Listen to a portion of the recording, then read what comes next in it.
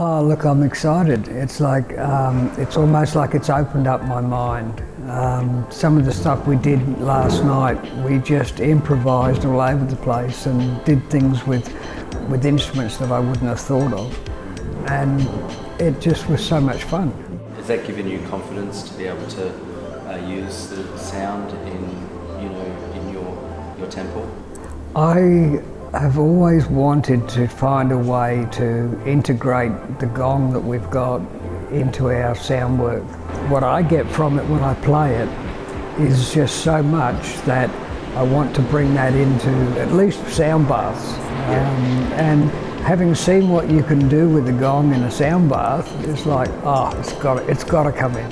I'm really excited that I'm going to be able to go home and put together my own version of a sound bath, which will bring everything that I want to into it.